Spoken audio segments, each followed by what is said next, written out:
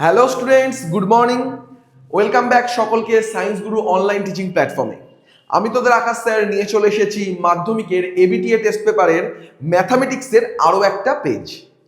তো এতদিন যে কটা ক্লাস তোদের হয়ে গেছে, শুধু অঙ্কের নয়, লাইফ সায়েন্স, ফিজিক্যাল সায়েন্স এবং ম্যাথামেটিক্স তিনটে বিষয়েরই, তাতে তোদের যে রেসপন্স সেটা দেখে আমরা সত্যিই আপ্লুত। এবং তোরা যে এতটা ভালো ফিডব্যাক দিবি, ভিডিওগুলো এতটা সিরিয়াসলি নিয়ে দেখবি, আমরা সত্যি এটা ভাবিনি। তার জন্য অনেক অনেক থ্যাংক ইউ। ভিডিওগুলো তোদের ভালো লাগছে, তোরা তোদের বন্ধু বান্ধবের সাথে শেয়ার করছিস, সবাই এসে কমেন্ট করছিস, সেটা আমাদের কাছে কিন্তু সব থেকে বড় প্রাপ্তি। তো এভাবেই এই চ্যানেলের ভিডিওগুলো দেখতে থাক। মাধ্যমিক অবধি অনেক ভালো ভালো কন্টেন্ট আসতে চলেছে, তারপরেও আসবে। তোরা যেহেতু মাধ্যমিকের অ্যাসপিরেন্ট 2026, তাই জন্য আমি মাধ্যমিকের কথাটাই উল্লেখ করলাম। তার পরবর্তীতেও কন্টেন্ট ভালো ভালো আসতে চলেছে আমাদের চ্যানেলে। তো সায়েন্স গুরুর সঙ্গে থাক, ফাটিয়ে আমরা একসাথে পড়াশোনা করব। তো চল আর কথা না বাড়িয়ে শুরু করি আজকের আমাদের এই 309 নম্বর ম্যাথামেটিক্সের পেজটি। চলো।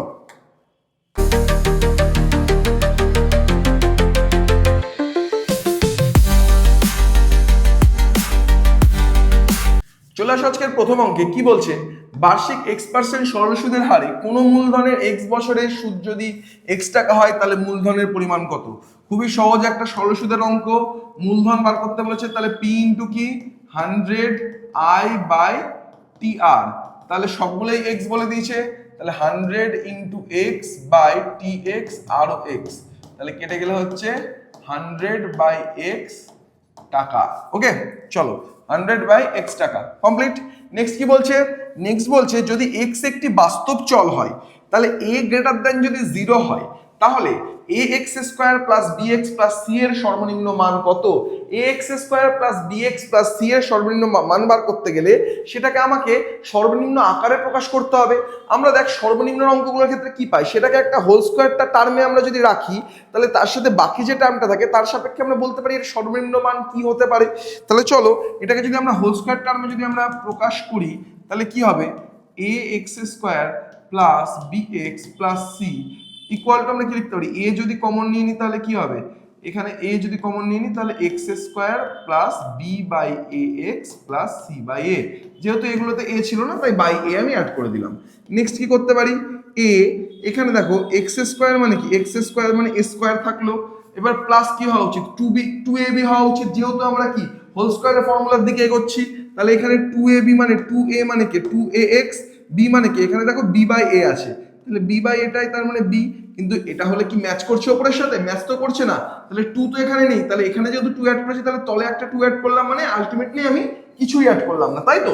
তাহলে এখানে b K b by 2a, সেটা হচ্ছে b, তাহলে b স্কয়ার মানে b বাই 2a তার হোল স্কয়ার হলো। এবার তাহলে এটা সূত্র হয়ে গেল। এবার দেখো c বাই a তো আমার আগেই ছিল, c বাই a আগে ছিল, আর b বাই 2a টা যেহেতু আমি নিজে থেকে নিয়ে এসেছি প্লাস হিসেবে, তাহলে মাইনাস হিসেবে আমাকে একটা অ্যাড করে দিতে হবে। ওকে, আশা করছি আমরা বুঝতে পেরেছি। এবার দেখো এইটুকু তাহলে একটা ফর্মুলা হয়ে গেল, এইটুকু তাহলে একটা কি ফর্মুলা হয়ে গেল? x plus B by 2a তার হোল স্কয়ার, তাই তো? আর এইটুকু কি হয়ে গেল? Plus c by a minus b square by 4a square, এটা একটা ফর্মুলা হয়ে গেল। মানে ফর্মুলা বলছি কেন, আমরা এটা একটা রাশি পেলাম। এবার এদের মধ্যে যদি আমরা বিয়োগটাকে করে ফেলি, তাহলে দেখো এটা আবার দেখো এই জিনিসটা, এটাকে তাহলে আমরা ব্র্যাকেটে রেখে দিই, এটা আবার দেখ এর সাথেও গুণ হবে, এটা গিয়ে এর সাথেও গুণ হবে, তাহলে a ইন্টু কি লিখতে পারি আমরা? X plus B by 2a তার হোল স্কোয়ার। ওকে, আর মাইনাস এই প্লাস এখানে হচ্ছে 4a স্কোয়ার, মানে এখানে 4a ভাগ করে থাকছে, তাহলে 4ac minus B square into A. Okay, এটা দুটোর সাথে গুণ হয়ে গেল, তাহলে এখানে এ স্কোয়ার থেকে কেটে গেলে এ, আর এ কেটে গেল, তাই তো? তাহলে দেখো কি পড়ে থাকছে আলটিমেটলি আমার A into X plus B by 2a তার হোল স্কোয়ার প্লাস এখানে দেখো কি থাকছে 4ac minus B square by 4a। এবার দেখ এই জিনিসটা কি? এই জিনিসটা তো একটা বর্গ যে রাশিমালা, তার লোয়েস্ট ভ্যালু কি হতে পারে? 0 হতে পারে। মানে সে হয় 0 হবে, না হলে সে 0 থেকে বড় হবে বা পজিটিভ হবে, তাই তো? নেগেটিভ হওয়া সম্ভব না। তাহলে এই জিনিসটাকে যদি আমি এর সর্বনিম্ন মান যদি 0 ধরে নিই, তাহলে কিন্তু এইটুকু তো কোনোভাবেই আমি কিছু করতে পারবো না, তাহলে এইটাই তো এর সর্বনিম্ন মান। এবার তাহলে দেখি কত নম্বর অপশানে আছে।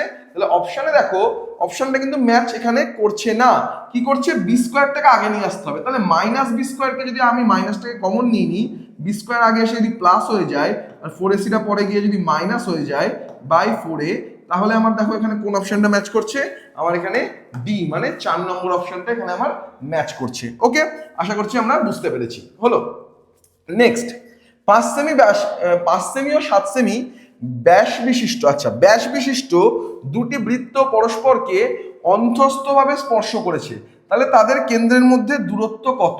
আচ্ছা 5 সেমি আর হচ্ছে আমার 7 সেমি ব্যাস বিশিষ্ট, ঠিক আছে 5 সেমি আর 7 সেমি ব্যাস মানে দাঁড়া একটা পেজে অ্যাড করে নিই আমরা। তাহলে 5 সেমি ব্যাস মানে হচ্ছে ব্যাসার্ধ কত 2.5 সেমি আর 3.5 সেমি। তাহলে অন্তঃস্পর্শ করা মানে কেমন রে ছবিটা, জিনিসটা তো এরকম, আমরা কি জানি বহিঃস্পর্শের ক্ষেত্রে কি হয় তাদের যোগ করলেই হয়ে যায় আমার, কিন্তু অন্তঃস্পর্শের ক্ষেত্রে কি করতে হয়, এটা ধর বাইরেরটা আর এইটুকু ধর ভেতরেরটা, তাহলে ডিস্টেন্স কতটুকু মাইনাস করতে হবে না, তার মানে কি 3.5 মাইনাস 2.5 মানে হচ্ছে 1 সেমি হচ্ছে তাদের কেন্দ্রের মধ্যে দূরত্বটা, তাহলে অ্যান্সার কত হবে 1 সেমি হবে আমার অ্যান্সার। ঠিক আছে, এই অঙ্কটা তো বহুতবার আমরা করেছি, কট আলফা প্লাস এই tan alpha plus cot alpha equal যদি 2 হয়, এখানে কত হবে কি বলেছে, tan to the power 2025 alpha আর cot to the power 2025 alpha সঙ্গে কত হবে, আমরা সবাই জানি অ্যান্সার কত হবে 2 হবে অ্যান্সার। তাহলে চল আমরা একবার করে দেখে নিই, tan alpha plus cot alpha equal to যদি 2 হয়, তাহলে tan alpha plus 1 by tan alpha equal to 2, তার মানে tan square alpha plus 1 by tan alpha equal to 2, তার মানে tan square alpha plus 1 equal to 2 tan alpha, তাহলে tan square alpha minus 2 tan alpha plus 1 equal to 0, 1 মানে 1 square, তার মানে tan alpha plus 1 তার whole square plus 1 তো না minus 1 whole square equal to 0, তার মানে tan আলফা সমান সমান হচ্ছে 1, তার মানে কট আলফাও সমান সমান 1। এবার তাহলে ট্যানের মাথায় তুই যা ইচ্ছা বসিয়ে দে সেটার মান 1, কটের মাথায় যা ইচ্ছা বসিয়ে দে সেটার মান 1, তার মানে অ্যান্সার হয়ে গেল কত আমার, অ্যান্সার হয়ে গেল আমার 2, তাই তো, তাহলে অ্যান্সার আমার 2। ওকে নেক্সট কি বলছে, দুটি লম্ববৃত্তাকার শঙ্কুর আয়তনের অনুপাত হচ্ছে 1:4, তাদের ভূমিতলের ব্যাসার্ধের দৈর্ঘ্যের অনুপাত হচ্ছে 4:5, তাহলে তাদের উচ্চতার অনুপাত কত? আচ্ছা ভূমিতলের ব্যাসার্ধের অনুপাত বলেছে 4:5, তাহলে যদি ভূমিতলের ব্যাসার্ধ আমাকে বলে তার মানে R1 হচ্ছে আমার কত 4R আর R2 হচ্ছে আমার 5R, ঠিক আছে, আর আয়তন কি কি বলেছে আমার, আয়তন বলে দিয়েছে আমার এখানে কত 1:4, আয়তন হচ্ছে 1:4, কি বলেছে শঙ্কু তাই তো না শঙ্কু, তাহলে 1/3 pi R1 square H1 by 1/3 pi R1 R2 square H2 equal to হচ্ছে আমার কত 1/4 নাকি, হ্যাঁ 1/4 হলো। তাহলে এটা তো এমনি কেটে যাবে, তাহলে দেখো R1 এর মান কত, R1 এর মান হচ্ছে 4R, তার মানে 4R তার স্কোয়ার H1 বাই 5R তার স্কোয়ার H2 ইকুয়াল টু 1/4, তার মানে হচ্ছে দেখো 16R square by 25R square into H1 by H2 equal to 1/4, আর স্কোয়ার কেটে গেল, তাহলে H1 by H2 equal two 25 চলে গেল উপরে আর 4-এর সাথে 16টা চলে আসলো নিচে, তার মানে 25/64 হচ্ছে আমার উচ্চতার অনুপাত। ওকে, তাহলে 25/64, তাহলে 25/64 হচ্ছে আমার এই অঙ্কটার উত্তর। ওকে চলো নেক্সট কি বলছে, প্রথম 10টি স্বাভাবিক সংখ্যার গড় হচ্ছে a আর মধ্যমা হচ্ছে m, তাহলে এদের মধ্যে a বড় নাকি m বড় নাকি দুখানায় সমান নাকি ইনভার্স, তাহলে কোনটা আমরা কি করে করব, প্রথম 10টি স্বাভাবিক সংখ্যা, আচ্ছা বাবা প্রথম 10টা স্বাভাবিক সংখ্যার গড়ের একটা ফর্মুলা আছে, তোরা কি সেটা জানিস? প্রথম 10টা না, যে কোনো n সংখ্যক স্বাভাবিক সংখ্যার যোগফলের ফর্মুলা, n সংখ্যক স্বাভাবিক সংখ্যার যোগফলের ফর্মুলা কি, n সংখ্যক যদি আমার সংখ্যা থাকে তাহলে যোগফল তাদের কি হবে n into n plus 1 by 2, তাই তো? n into n plus 1 by 2। তাহলে এর যোগফল যদি আমি করি তাহলে কত হচ্ছে 10 ইন্টু 11 বাই 2 মানে হচ্ছে কত 5, তার মানে হচ্ছে আমার কত 55। তার মানে এর যদি আমি তার মানে গড় করি তার মানে কি 55 বাই 10টা সংখ্যা যেহেতু তার মানে কত 5.5 হয়ে গেল। এবার এদের যদি মধ্যমা বার করি, দেখো মধ্যমা বলতে কি 1 2 3 4 5 6 7 8 9 10, তাহলে কতগুলো সংখ্যা আছে 10টা সংখ্যা। তার মানে 5 আর 6 এর মধ্যবর্তী সংখ্যাটা হচ্ছে আমার মধ্যমা। 5 আর 6 যোগ করলে কত 11, 11কে 2 দিয়ে ভাগ করে দাও, কত হচ্ছে 5.5 হচ্ছে। দুটো জিনিসই দেখ কি একদম সেম না? তাহলে কি বলেছিল এখানে আমার, এটাকে বলেছিল আমার হচ্ছে কি এ আর এটাকে এম, তাহলে এ আর এম কি একদম সেম। ওকে, আমরা বুঝতে পেরেছি। এবার আবার সব ক্ষেত্রে বলে দিস না যে আমার সেম হবে, আমার কিন্তু সব ক্ষেত্রে সেম কিন্তু আমার নাও থাকতে পারে, সেটা কিন্তু সবসময় একটু চেক করে নিবি। হ্যাঁ, চলো নেক্সট। এবার চলে আসছি আমরা শূন্যস্থান পূরণে। শূন্যস্থান পূরণের প্রথম কোশ্চেন আমাদের কি বলছে, ax square plus bx plus c সমীকরণের বীজদ্বয় পরস্পরের অনন্যক হলে c ইকুয়াল টু কত। খুব সিম্পল ফর্মুলা, অনন্যক যদি বলে আর c যদি বলে পরস্পরের অনন্যক মানে কি দুটো গুণ করলে এক হয়ে যাবে, তার মানে বীজদ্বয়ের গুণফল ফর্মুলা কি c বাই a। তাহলে বীজদ্বয়ের গুণফল যদি একটা তাহলে আলফা হয়, একটা যদি 1 বাই আলফা হয়, বীজ দুটোকে গুণ করলে কি হবে c বাই a, তাহলে c বাই a, তাই তো? তাহলে বীজদ্বয়ের গুণফল হচ্ছে c বাই a। তাহলে আলফা আলফা কেটে গেল, তার মানে 1, তার মানে c by a is equal to 1, তার মানে c ইজ ইকুয়াল টু হচ্ছে a। তাহলে c এর মানটা কত এখানে a হচ্ছে আমার c এর মান। আচ্ছা, বুঝতে পেরেছি আশা করি আমরা সবাই। নেক্সট কি বলেছে, একটি যন্ত্রের বর্তমান মূল্য 2p এবং প্রতি বছরে যন্ত্রটির 2% হ্রাস পায়, 2n বছর পর যন্ত্রটির মূল্য হবে। খুব সহজ অঙ্ক।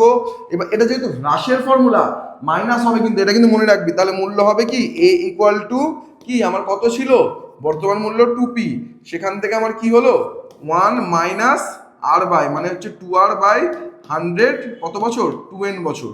তাহলে 2rটা কেটে হয়ে গেল 50, তার মানে অ্যান্সার হচ্ছে 2p into 1 minus r by 50 to the power 2n। এটা হয়ে গেল আমার এই অঙ্কটার উত্তর। Okay, next. দুটি ত্রিভুজ সদৃশ হবে যদি তাদের ড্যাশ বাহুগুলি সমানুপাতি হয়। কি হয়, কোণগুলো সমান হয় আর বাহুগুলো সমানুপাতি হয়। কোন বাহুগুলো, অনুরূপ বাহুগুলো, ঠিক আছে, অনুরূপ বাহুগুলি সমানুপাতি হবে। নেক্সট অঙ্ক কি বলছে, tan 45 into tan 45 into tan 60 equal to into tan 75। কি বলছে, tan 45 degree into tan 45 degree into tan 60 degree into tan 75 degree. আচ্ছা, এটা ভুল আছে। হ্যাঁ, এটা tan 15 হতো, কারণ এটা পূরক কোণ। যদি পূরক কোণের মান না দিয়ে দেয় তোরা কিন্তু tan 75 বার করতে জানিস না। tan 75টাকে আমরা বার করা যায়, তোরা যখন ক্লাস 11-এ যাবি 75টাকে 30 প্লাস 45 করে আমাদের এটাকে বার করা যাবে মান, কিন্তু সেটা তোদের এই সিলেবাসের অঙ্ক না, এই অঙ্কটা ভুল আছে। এটা tan 15 হবে। এটা tan 15 হলে কি হবে, এই দুটো যদি আমরা মিলিয়ে নিই তাহলে এই দুটো এক হয়ে যাবে, আর এইটার ভ্যালু কত হবে, এটার ভ্যালু আমরা জানি হচ্ছে এটার ভ্যালু 1 আর এটার ভ্যালু কত √3।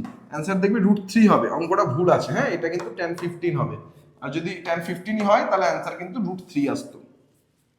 নেক্সট, একটি একমুখ কাটা একটি পেন্সিলের আকার শঙ্কু ও ড্যাশের সমন্বয়। একমুখ কাটা একটা পেন্সিল কেমন হয় রে, জিনিসটা এরকম টাইপের দেখতে হয় না? জিনিসটা কি হলো, শঙ্কু আর চোঙের সমন্বয় না, শঙ্কু আর চোঙের সমন্বয়। ওকে, তাও এখানে যদি লম্ববৃত্তাকার শঙ্কু বলতো তাহলে কিন্তু আমরা লম্ববৃত্তাকার চোঙ লিখতাম। এবার শঙ্কু বলেছে শুধু চোঙ লিখলেও হবে, এবার যদি কেউ ভাবিস লম্ববৃত্তাকার চোঙ লিখবি তাও লিখতে পারিস। নেক্সট, x1 x2 x3 এর গড় যদি x বার হয়, তাহলে এই অঙ্কটা আমি তোদের আগের দুটো ক্লাসে আমি করিয়ে দিয়েছি। এটাকে যদি আমরা কমন নিয়ে নিই তাহলে সেই বাকি জিনিসটার গড় সেই কি হবে, a x বারই কিন্তু আমার হবে। ওকে, যদি আশা করছি এটা সবাই দেখে নিয়েছিস, বুঝতে পেরে গেছিস। যদি কেউ বুঝতে না পারিস আগের দেখ, আগের ভিডিও বা তার আগের ভিডিওতে দেখবি এই অঙ্কটা পেয়ে যাবি, এই শূন্যস্থান বা এমসিকিউ এর মধ্যেই পেয়ে যাবি। চল নেক্সট চলে আসছি আমরা, সত্য বা মিথ্যা লেখো। কি বলছে, রাম 500 টাকা 9 মাসের জন্য এবং রহিম 600 টাকা 5 মাসের জন্য একটি ব্যবসায় নিয়োজিত করলো, তাদের লাভ্যাংশ অনুপাত 5:6। তাহলে মূলধন অনুপাত চেক করলে হয়ে যাবে। তাহলে 500 টাকা করে 9 মাস, তার সাথে হচ্ছে 600 টাকা করে 5 মাস, দুটো শূন্য কেটে গেল, 5-এর সাথে 5 কেটে গেল, এখানে হয়ে গেল 3, এখানে হয়ে গেল 2। তার মানে অনুপাত দাঁড়াচ্ছে 3:2, বলছে 5:6। তার মানে না, এই জিনিসটা ঠিক নয়। এটা হলো, আমরা সত্য মিথ্যাটা এখানে লিখি, মিথ্যা। ওকে, 2 নম্বর কোশ্চেন। 2 নম্বর কোশ্চেন কি বলছে, x ভ্যারিজাস 1/x হলে y/x একটি অশূন্য ধ্রুবক। তাহলে y ভ্যারিজাস যদি 1/x হয়, তাহলে অশূন্য ধ্রুবক হিসেবে আমি কাকে ধরলাম, k কে ধরলাম। তাহলে xy ইকুয়াল টু একটা অশূন্য ধ্রুবক। এটা তো ব্যস্তভেদ, ব্যস্তভেদের ক্ষেত্রে দুটো গুণ করলে অশূন্য ধ্রুবক পাওয়া যায়। কিন্তু সরল থাকলে, যদি মানে সরল ভেদে থাকে, তাহলে সেটা এই আকারে অশূন্য ধ্রুবক পাবো। কিন্তু এটা তার মানে ডাইরেক্টলি কি ভুল লেখা আছে। ওকে ওকে, চলো। ওকে, আরেকটা কথা যেটা তোদেরকে বলার, এর সাথে সাথে এবিটিএ টেস্ট পেপার করছি, সবাই খুব ভালো জিনিস, সবাই খুব ভালো প্র্যাকটিস হচ্ছে, 1-2 গুলো খুব ইম্পর্টেন্ট, কিন্তু বইটাও কিন্তু প্র্যাকটিস করতে থাক, নাহলে বইয়ের অঙ্ক কিন্তু আমাদের বেশিরভাগ অঙ্ক কিন্তু বই থেকেই আসবে। বইটাকে আমরা যত তুখোরভাবে প্র্যাকটিস করব, তত কিন্তু আমার মাধ্যমিকের স্কোরটা কিন্তু ভালো হবে। এটাও খুব ইম্পর্টেন্ট, ইকুয়ালি ইম্পর্টেন্ট, কিন্তু ওটাকেও কিন্তু ছাড়লে চলবে না, দুটোই কিন্তু ব্যালেন্সে চলতে হবে, তবেই কিন্তু আমরা গিয়ে একটা ভালো রেজাল্ট করতে পারবো। এটা কিন্তু তোরা কিন্তু মাথায় রাখিস অবশ্যই। একটি ত্রিভুজের কোণগুলির অনুপাত যদি 1:1:1:2 হয়, তাহলে বাহুগুলোর অনুপাত হবে 1:1:√2। কোণগুলির অনুপাত 1:1:2 কোন ত্রিভুজের ক্ষেত্রে হয়?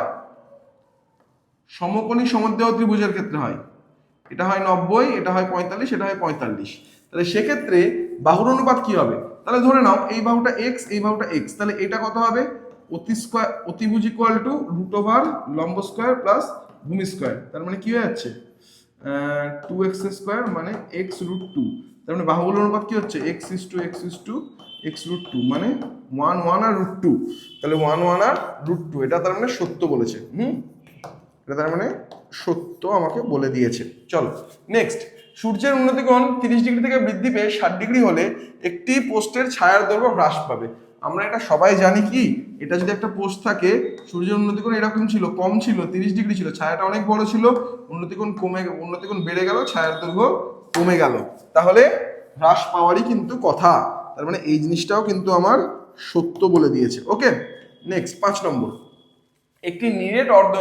একটি নিরেট লম্ববৃত্তাকার শঙ্কুর আয়তন v ঘন একক, ভূমির ক্ষেত্রফল a বর্গ একক, তাহলে 3v/a কত? নিরেট লম্ববৃত্তাকার শঙ্কুর আয়তন বলেছে।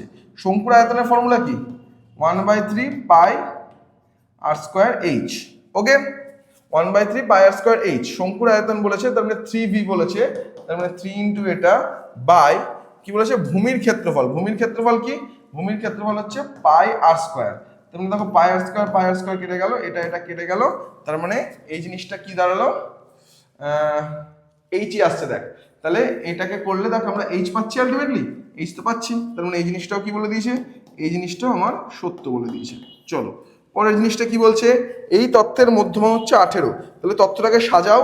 তথ্যটাকে যদি আমরা সাজাই, 3, 5, 14, 18, 20, আমার মধ্যমা হচ্ছে আমার 14, এটা ভুল আছে, তার মানে এটা তার মানে আমার কি বলে দিয়েছে, মিথ্যা বলে দিয়েছে। ওকে, সত্য মিথ্যাটা আমাদের একদম সহজই ছিল, আশা করছি বুঝতে তোদের কারোর অসুবিধা হয়নি। এবার চলে আসবো আমরা 2 মার্কসের কোশ্চেনে। 2 মার্কসের কোশ্চেনের প্রথম কোশ্চেন কি বলছে? প্রথম কোশ্চেন বলছে কোন মূলধনের 5% বার্ষিক সুদের হারে 2 বছরের সরল সুদ ও চক্রবৃদ্ধি সুদের অনুপাত কত? তাহলে 2 বছরের সরল সুদ আর চক্রবৃদ্ধি সুদের অনুপাত কত হবে? তাহলে 5% বার্ষিক সুদের হারে 2 বছরের সরল সুদ যে কোনো মূলধনের হতে পারে। তাহলে 2 বছরের সরল সুদ আর চক্রবৃদ্ধি সুদের অনুপাত কত? সরল সুদ হচ্ছে i = আমার pt, t মানে হচ্ছে কত, 5, pt আর মানে হচ্ছে, আচ্ছা এটা 2 নম্বর কোশ্চেন, মানে লিখে করা উচিত। হ্যাঁ, তাহলে ধরি মূলধন p টাকা, ঠিক আছে, মূলধন p টাকা, অতএব 2 বছরের সরল সুদ i = PTR/100, তাহলে PTR/100। তার মানে দেখ p/10 টাকা, আর 2 বছরের চক্রবৃদ্ধি সুদ কত হবে? ফর্মুলা কি? i = তাহলে p 1 plus r by 100 to the power n minus 1, এটা হচ্ছে আমার সুদের ফর্মুলা, মাইনাস হয়ে গেল।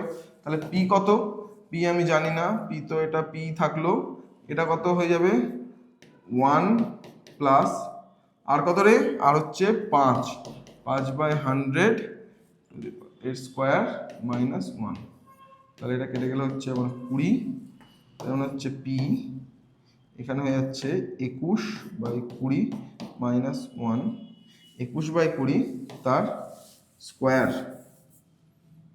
21 বাই 20 তার স্কোয়ার মাইনাস 1, তার মানে আমার এটা দাঁড়াচ্ছে হচ্ছে 441 বাই 400, এক যেহেতু আছে তার মানে মাইনাস 400, তার মানে দাঁড়াচ্ছে হচ্ছে 41 পি বাই 400, তার মানে 41 পি বাই 400 হচ্ছে আমার এর অনুপাত। তার মানে p by 10 is to 41 p by 400, এটা কেটে গেল, তাহলে পিপি কেটে গেল, তাহলে এটা যদি এদিকে চলে যায় তাহলে দুদিকে 40 দ্বিগুণ করলে তাহলে 40 ইস টু 41 দাঁড়াচ্ছে আমার অনুপাত। ওকে, তাহলে অনুপাত দাঁড়াচ্ছে আমার 40 ইস টু 41। বুঝতে পেরেছি আশা করি, এমন কিছু অঙ্ক নয়, জাস্ট ক্যালকুলেশন করে দুটোকে যখন এখানে টাকাটা লিখে দেবো আর তোদের লেখার সময় এখানে জাস্ট অতএব সরল সুদ আর চক্রবৃদ্ধির সাথে অনুপাত এই কথাটা তোদেরকে লিখতে হবে। ঠিক আছে, চলো নেক্সট। একটি অংশীদারি ব্যবসায় এবিসি মূলধনের অনুপাত, এটা কত রে,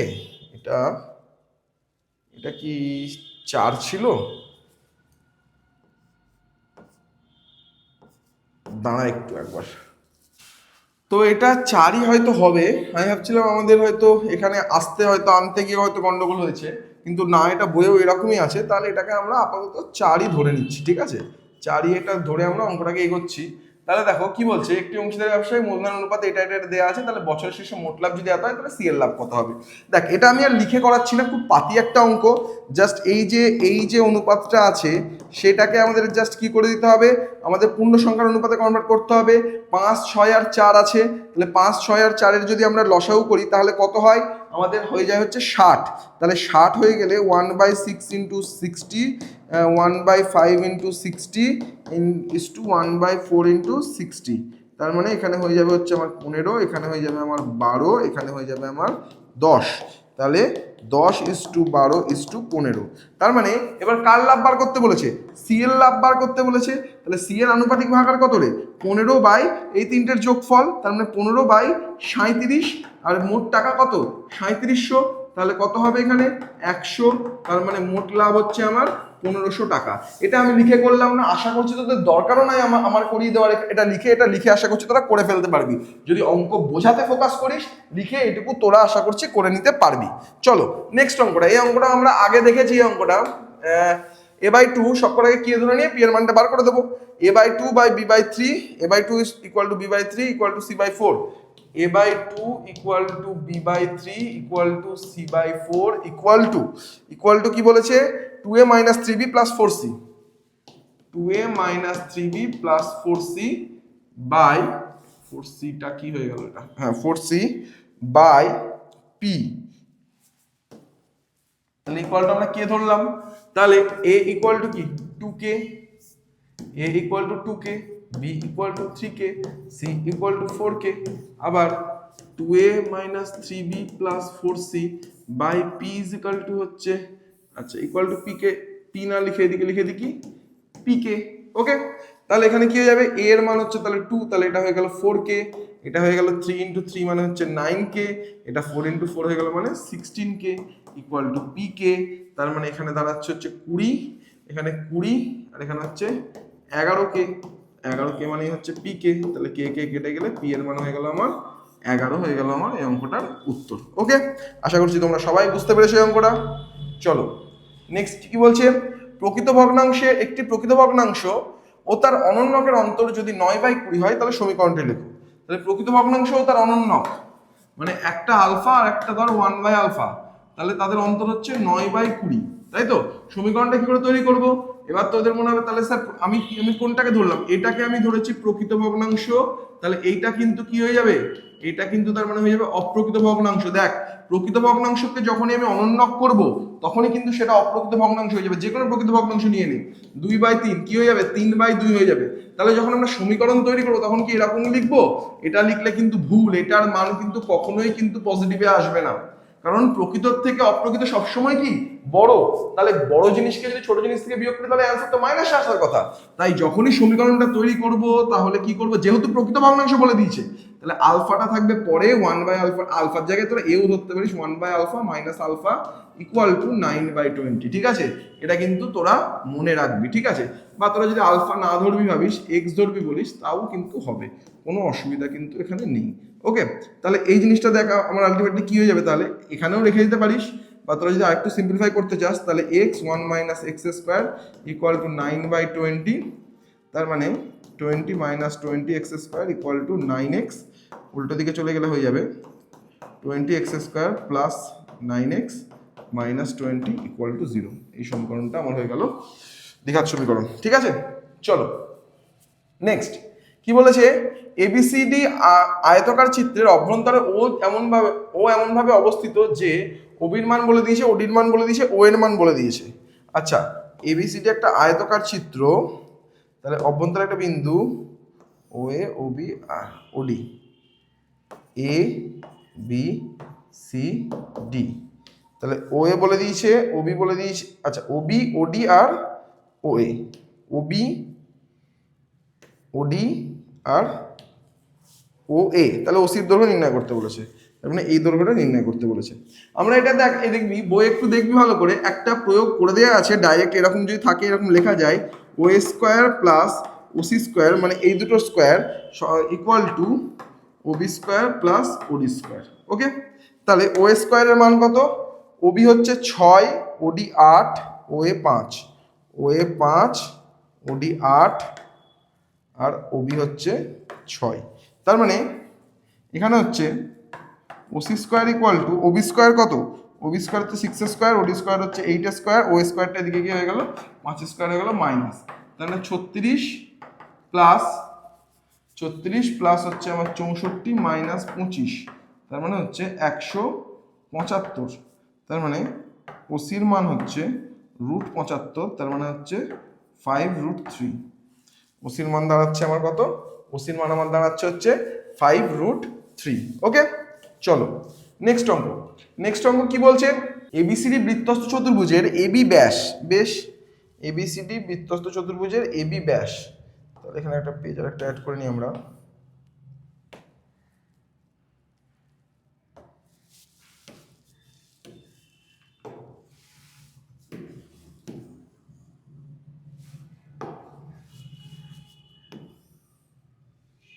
এবিসিডি বৃত্তস্থ চতুর্ভুজের এবি ব্যাস, এবিসিডি একটা বৃত্তস্থ চতুর্ভুজ যার এবি ব্যাস হলো। তারপরে কি বলে দিয়েছে, এবি আর ডিসি হচ্ছে সমান্তরাল, আর এসিডি হচ্ছে 25 ডিগ্রি। এসিডি মানে এই কোণটা হচ্ছে আমার কত, 25 ডিগ্রি। ঠিক আছে, এই কোণটা আমার 25 ডিগ্রি, বেশ হলো। আর কি বলে দিয়েছে, আর আমার এখানে বলে দিয়েছে যে এটা সমান্তরাল, তাহলে বিএডি এর মান কত, বিএডি, তাহলে বিএডি মানে এই পুরো কোণটার ভ্যালু আমাকে বার করতে হবে, তাই তো, বেশ হলো। আর এটার সাথে এইটা আমাকে সমান্তরাল বলে দিয়েছে, তাহলে দেখো খুব স্বাভাবিকভাবেই এবি সমান্তরাল যদি ডিসি হয় এবং এসিটা কি ছেদক, অতএব এই কোণটা আর এই কোণটা কি হবে রে, এই কোণটা আর এই কোণটা হবে কোণ ডিসিএ ইকুয়াল টু একান্তর কোণ সিএবি, তাহলে এই কোণটা যদি একান্তর হয় অতএব কোণ সিএবি সমান সমান হচ্ছে কত, 25 ডিগ্রি হয়ে গেল। তাহলে এই কোণটার মান কত দাঁড়ালো, 25 ডিগ্রি তার দাঁড়ালো। এবার এই কোণটা যদি 25 ডিগ্রি হয়, বা এটাকে আরো একটু সহজে করা যায়, এত কিছু করারই দরকার নেই, বোকা বোকা হয়ে গেল ব্যাপারটা একটু, তাহলে এত কিছু করারই দরকার নেই, এটাকে বাদ দিয়ে দাও।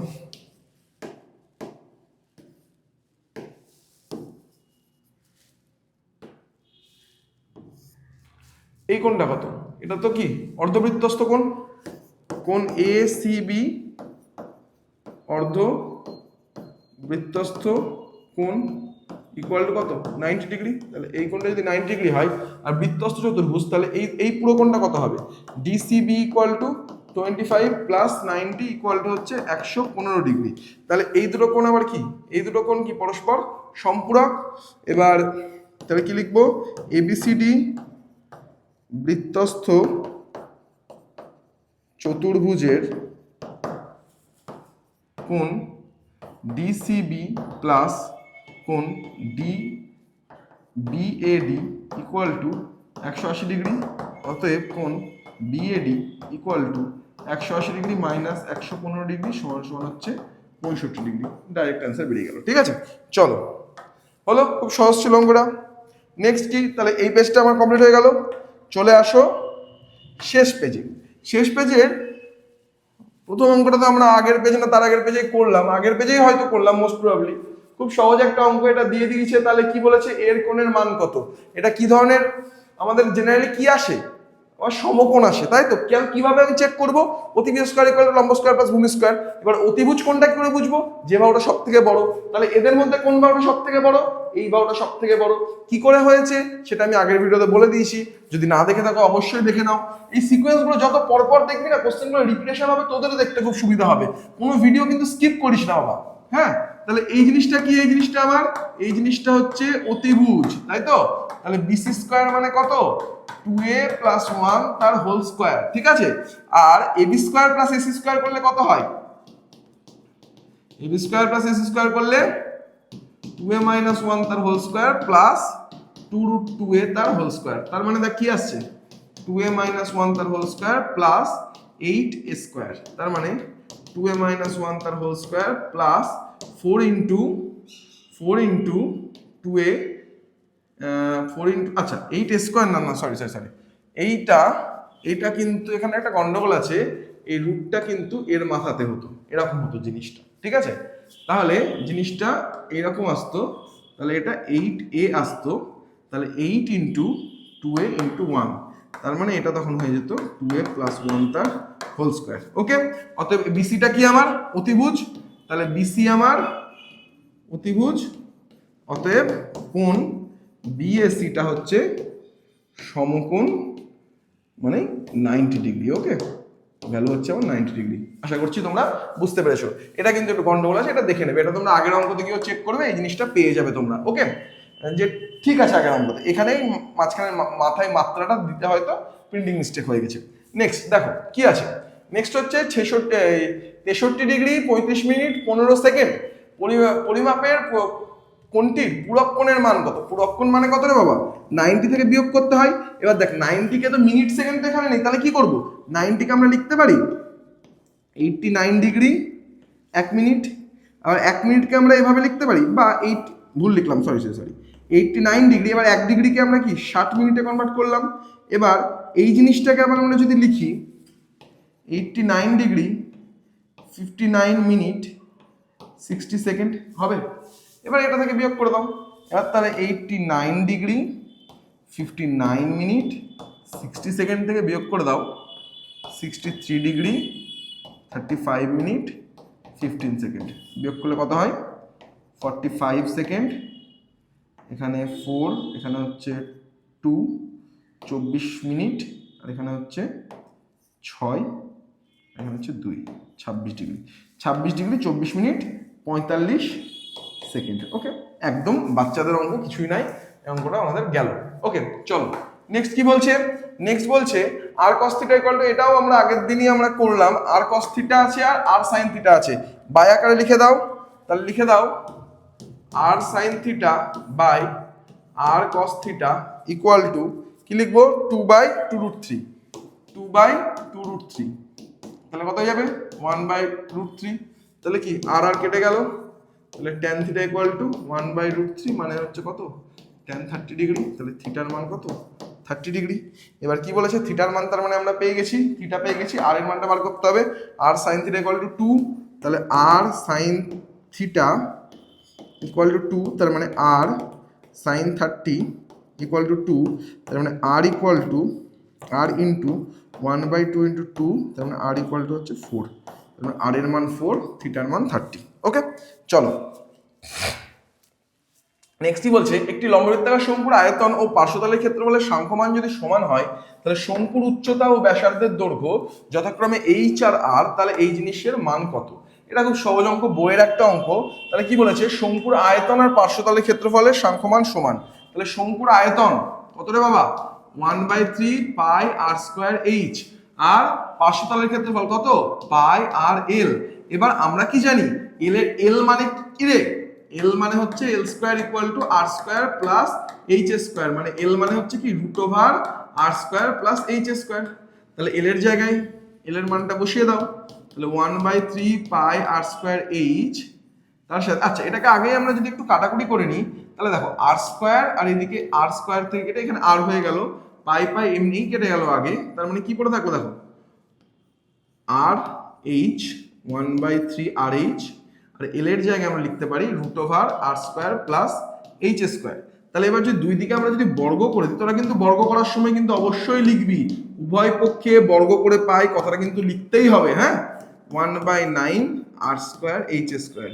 শুধু বাবা তোরা দেখ ক্লাস করলে কিন্তু শুধু টুকে গেলে কিন্তু হবে না, আমার কথাগুলো শুনতে হবে, কোথায় আমি কি লিখতে বলছি সেটা কিন্তু শুনে লিখতে হবে, না লিখলে কিন্তু অঙ্ক করে কোনো লাভ নাই। একটা 3 নম্বর অঙ্ক করে আসবি, লিখে আসবি না, পাবি হচ্ছে 1 নম্বর বা 1.5 নম্বর, কোনো মতে পাবি হয়তো, কি লাভ, আমি একটু লিখে দেবো পুরো 3 এ 3 পাবো আমি ঠিক হলে। চলো নেক্সট কি হচ্ছে আর স্কোয়ার প্লাস এইচ স্কোয়ার, তার মানে এই জিনিসটা যখনই হয়ে গেল তাহলে এটা থেকে দেখ 1/9 কে রেখে দে, তাহলে আর স্কোয়ার প্লাস এইচ স্কোয়ারের তলায় আর স্কোয়ার আর এইচ স্কোয়ারটা বাই হিসেবে নিয়ে চলে যাক, তাহলে এখানে কি হবে দেখ R square by R square H square plus H square by R square H square equal to 1/9, তাহলে এইচ স্কোয়ার কাটলো, আর স্কোয়ার কাটলো, তাহলে কি পড়ে থাকলো 1/h square plus 1/r square equal to 1/9। তাহলে আর বাই এইচ আর বাই আর কত পেয়ে গেলাম আমরা অ্যান্সার, 1/9 পেয়ে গেলাম আমরা এই অঙ্কটার উত্তর। আশা করছি বুঝতে পেরেছো, বুঝতে ডেফিনেটলি পারবি, কারণ এটা একটা বইয়ের অঙ্ক, তোরা বছরের শুরু থেকে এই সব অঙ্কগুলো করে আসছিস, এগুলো খুব চেনা অঙ্ক আমাদের, তাই না? এবার কি বলছে, ঘনকের প্রতিটি ধারের দৈর্ঘ্য 50% বৃদ্ধি পেলে ঘনকের সমগ্রতলের ক্ষেত্রফল শতকরা কত বৃদ্ধি পাবে? প্রতিটি ধারের দৈর্ঘ্য যদি 50% বৃদ্ধি পায় তাহলে ঘনকের সমগ্রতলের ক্ষেত্রফল কত বৃদ্ধি পাবে? খুব সিম্পল একটা অঙ্ক, এই অঙ্কটা কিন্তু আমি একদম বেশি লিখবো না, জাস্ট ক্যালকুলেশনটা আমি করে দেবো তোদেরকে। কি বলছে, ঘনকের প্রতিটি ধারের দৈর্ঘ্য যদি থাকে, আমি ধরলাম প্রতিটি ধারের দৈর্ঘ্য আগে ছিল 2a ছিল, একটা ঘনকের প্রত্যেকটা ধারের দৈর্ঘ্য ছিল 2a। এবার 2a কেন ধরবি, তাহলে 50% বৃদ্ধি পেল, মানে বৃদ্ধি কত পেল, বৃদ্ধি পেল a একক বৃদ্ধি পেল, a একক বৃদ্ধি পেল, তাহলে এখন হলো কত, এখন হয়ে গেল হচ্ছে 3a, তাই না? 2a ছিল 50% বেড়ে গেল, তার মানে এখন হয়ে গেল 3a হয়ে গেল, তাই তো? তাহলে আগে সমগ্রতলের ক্ষেত্রফল কত ছিল, 6 ইন্টু 2a স্কোয়ার, মানে হচ্ছে 6 ইন্টু 4a স্কোয়ার, এটা আগেরটাই করে হিসেবে লিখেই করেছি, তাই আমি এটা লিখবো না, 24a স্কোয়ার। আর এখন হলো কত, 6 ইন্টু 3a তার হোল স্কোয়ার, মানে হচ্ছে 6 ইন্টু 9a স্কোয়ার, মানে হচ্ছে 54a স্কোয়ার। তাহলে বৃদ্ধি পেল কত, বৃদ্ধি পেল 54a square minus 24a square, মানে হচ্ছে 30a স্কোয়ার। তাহলে শতকরা বৃদ্ধি কত, যেটা বৃদ্ধি পাচ্ছে সেটা যার উপরে বৃদ্ধি পাচ্ছে, কার উপরে বৃদ্ধি পাচ্ছে, এখান থেকে বৃদ্ধি পেয়ে এটা গিয়েছে, তো তার মানে 24 স্কোয়ার বসবে তলে ইন্টু 100, তাহলে স্কোয়ার কেটে গেল, এটা 5 দিয়ে কাটলে হচ্ছে 4 দিয়ে কাটলে হচ্ছে 5, 4 দিয়ে কাটলে হচ্ছে 6, এখানে কেটে গেলে হচ্ছে আমার কত, এখানে কেটে গেলে হচ্ছে আমার কি আবার কি হলো আমার নলটা, হ্যাঁ ঠিকই তো আছে, 4 6 24, 4 6 দিয়ে কাটলে 5, হ্যাঁ ঠিক আছে, তাহলে 4 দিয়ে কাটলে 25, তার মানে হচ্ছে 125% লেখা যাবে না, আমরা কি লিখবো, যেহেতু ক্ষেত্রফল তাহলে লিখবো বর্গ একক। আমরা কি, কারণ কি এখানে তো আমরা লিখবো কি শতকরা বৃদ্ধি, শতকরা বৃদ্ধি হলে এটা অবশ্যই বর্গ একক লিখতে হবে। আর যদি আমি লিখতাম শুধু বৃদ্ধি তাহলে লিখতাম 100, মানে বা ধর লিখতাম ক্ষেত্রফল বৃদ্ধি 125%, তাহলে আমরা পার্সেন্ট লিখতে পারতাম। শতকরার পার্সেন্টেজ তো আমরা একসাথে লিখতে পারি না, এটা আমরা সবাই জানি, ঠিক আছে? এটা জাস্ট গেল একটা অঙ্ক, আর এই অঙ্কটাও তাই 1000 বার হয়ে গেছে, অঙ্কটা একই পুরো সেম ডিটো অঙ্ক আমাদের 1000 বার হয়েছে। তাহলে এখানে কি এক্স বারটা বার করতে বলেছে, তাহলে এক্স বারের ফর্মুলা কি রে বাবা, এক্স বারের ফর্মুলা হচ্ছে এফআই ইউআই দিয়ে আছে, তাহলে a plus summation of FI, এখানে সামেশন হতো, এখানেও সামেশান হতো, summation of FIY by summation of FI into h. তাহলে এই এক্স এর সাথে যেটা মাইনাস থাকে সেটাই কে, সেটাই এ আমার, এই জিনিসটাই হচ্ছে আমার এ, আর যেটা তলে থাকে সেটাই হচ্ছে আমার কে, এইচ। তাহলে 25 প্লাস এখানে হচ্ছে 20/100 ইন্টু 10 মানে কেটে গেল, তার মানে হয়ে গেল 27 হয়ে গেল আমার এই লাস্টের অঙ্কটার উত্তর। তাহলে এক্স বার হচ্ছে 27। ওকে, তাহলে স্টুডেন্টস আমাদের 309 নম্বর পাতাও কমপ্লিট, তাই তো? আরো একটা পেজ কিন্তু আমরা করিয়ে ফেললাম। তোরা ভালোভাবে দেখ পেজটা থেকে, যাবতীয় যদি কিছু প্রবলেম থাকে, এই পেজটা থেকে অ্যাজ সাচ প্রবলেম থাকার কথা নয়, তাও যদি থেকে থাকে আমাকে বল, আমি অবশ্যই ক্ল্যারিফাই করার বা ক্লিয়ার আউট করার চেষ্টা করব, ঠিক আছে? অনেক সময় তোদের অনেক কনফিউশন থেকে যায়, সেগুলো অবশ্যই ক্লিয়ার করা আমাদের কর্তব্য। তোরা বল, আমরা অবশ্যই ক্লিয়ার আউট করব। আর ম্যাথামেটিক্সের সাথে সাথে লাইফ সায়েন্স আর ফিজিক্যাল সায়েন্সের ক্লাসটাও খুব মন দিয়ে কর। সায়েন্স গুরুর সঙ্গে থাক, সায়েন্স গুরুর সাথে তোদের মাধ্যমিকের রেজাল্ট ভালো হতে কিন্তু বাধ্য। তো তোদের সাথে দেখা হচ্ছে আমার পরবর্তী আরো একটা ম্যাথামেটিক্সের পেজ নিয়ে। ততক্ষণের জন্য ভালো করে ফাটিয়ে দুর্দান্তভাবে পড়াশোনা কর, খুব ভালো করে মন দিয়ে অঙ্ক কর, বাকি সাবজেক্টগুলো ভালো করে পড়, আর্টস গ্রুপটাও অবশ্যই খুব ভালো করে পড়, এবং পড়াশোনা মানে মেনলি সবগুলোই যত ভালোভাবে তোরা করবি, মাধ্যমিকের আমরা কিন্তু একসাথে সাকসেস হওয়ার চান্স আমাদের তত বেড়ে যাবে। ভিডিও ভালো লাগলে লাইক শেয়ার সাবস্ক্রাইব তো করবি, আর শেয়ারটা খুব ইম্পর্টেন্ট, বন্ধুদের সাথে ভালো লাগলে বেশি বেশি করে শেয়ার করে দে, তাতে আমাদেরও খুব ভালো লাগবে। তো চল, তোদের সাথে দেখা হচ্ছে পরবর্তী ভিডিওতে। ততক্ষণের জন্য ভালো করে পড়াশোনা কর, টাটা।